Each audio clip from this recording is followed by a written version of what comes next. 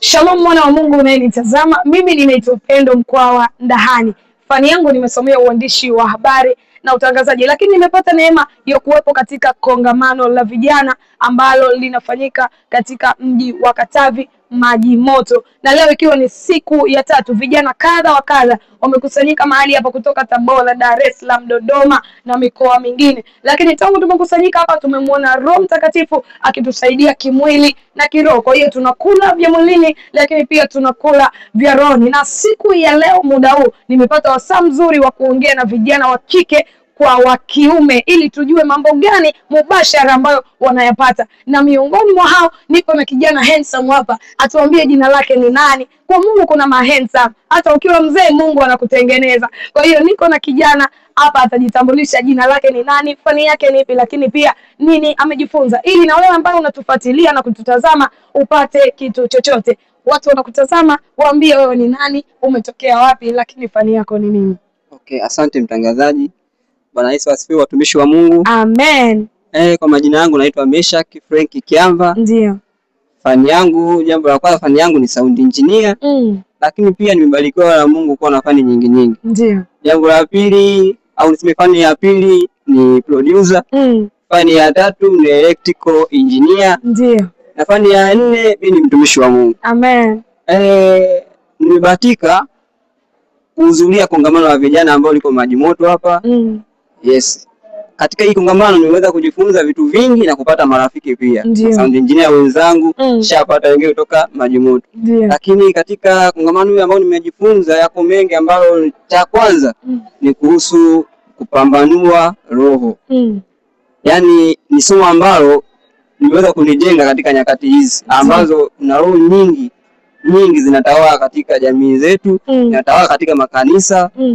Kwa kuna namna nilikuwa nashindwa kuitambua hii ni roho ipi, je, hii ni ya Mungu au ni ya Ibilisi?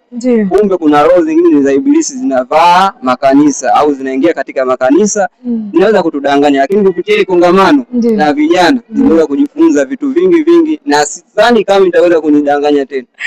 Kwamba hakuna roho ambazo zitakuchota tena akili. Sidhani kama hivyo tena. Asante sana Meshak. Huyu ni miongoni mwa vijana, ametokea jijini Dodoma. Mtazamaji, kuwa makini na roho kadha wa kadha ambazo zinatenda kazi, kwa sababu shetani anatenda kazi lakini Mungu pia anatenda kazi. Sawa, nimepata neema tena ya kuwa na binti mzuri ambaye ni miongoni mwa vijana ambao wamehudhuria kongamano la vijana katika mkoa wa Katavi. Tumsikie na yeye nini ambacho amejifunza na ataenda kukitendea kazi. Unaitwa nani? Naitwa Stella. Stella, umetokea mkoa gani? Nimetokea mkoa wa Dar es Salaam. Umejisikiaje siku ya leo na tangu Jumanne kuwepo katika kongamano la vijana? Kiukweli najisikia vizuri sana. Nafurahi kuwepo mahali hapa. Na nini umejifunza? Kiukweli nimejifunza mambo mengi sana kupitia ile kongamano. Hususan nimejifunza haswa kwenye somo la Roho Mtakatifu. Nimejifunza namna ambavyo shetani anaweza kafanya kazi kwa watu kwa namna tofauti tofauti. Pia nimejifunza kwa habari za aina za nguvu ambazo zipo katikati yetu. Mfano nimejifunza kuna aina ya nguvu za giza, nguvu za Mungu mwenyewe, nguvu za kiutawala, nguvu za mtu mwenyewe. Hivyo. Na nini ambacho unatamani sasa baada ya kujifunza ukakifanyia kazi?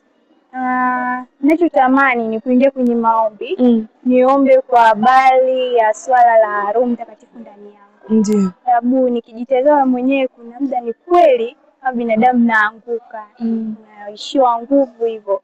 Lakini kimuomba Roho Mtakatifu anakupa nguvu. Sawa. Nje na mambo ya kiroho, Stella, unafanya gani? Mimi ni mwanafunzi. Ni mwanafunzi, lakini unatamani kuwa nani hapo baadaye? Natamani niwe mwandishi mkubwa wa vitabu.